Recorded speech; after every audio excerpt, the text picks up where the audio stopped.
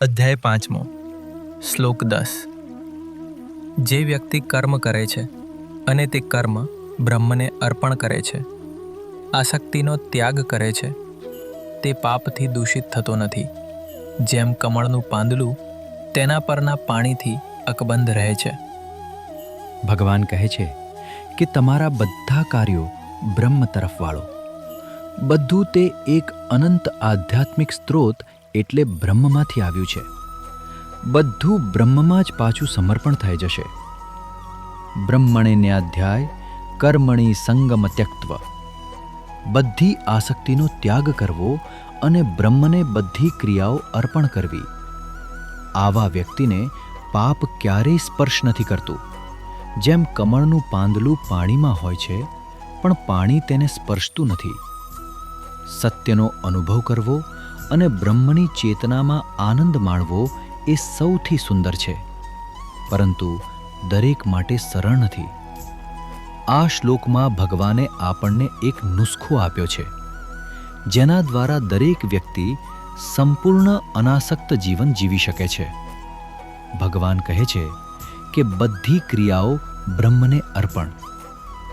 મનુષ્ય માટે સંપૂર્ણ અનાસક્તિ અશક્ય છે. જ્યાં સુધી મન છે ત્યાં સુધી તે કોઈને કોઈ વસ્તુ સાથે જોડાયેલું રહે છે.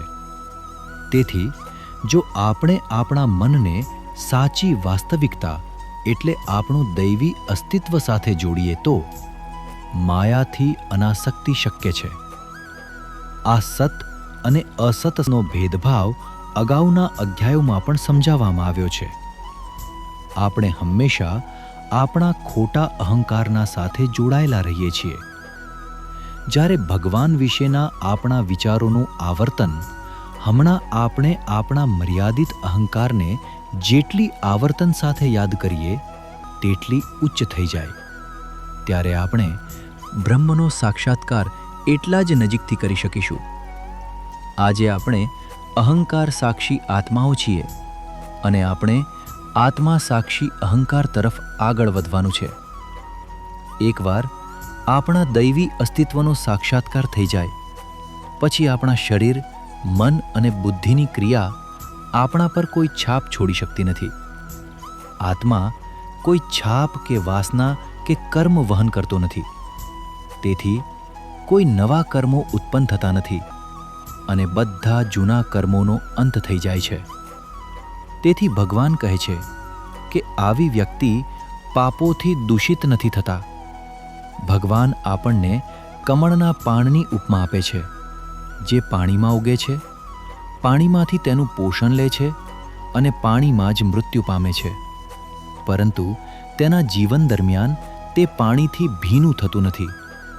તેવી જ રીતે એક સંત પ્રકૃતિ તરીકે પ્રકૃતિની દુનિયામાંથી પોતાના અસ્તિત્વનું પોષણ મેળવે છે, પરંતુ હંમેશા પોતાના ગુણ અને અવગુણથી સંપૂર્ણપણે અનાસક્ત રહે છે. જો મનુષ્ય અનંત અને શાશ્વતના પ્રતિનિધિ તરીકે કાર્ય કરે તો તે પોતાનામાં જ શોધી શકે છે કે તેની પાસે તેના ધાર્યા કરતાં વધુ શક્યતાઓ અને અસરકારકતા છે, જે તેના અહંકારની ખોટી ઓળખના લીધે સંકળાયેલી છે.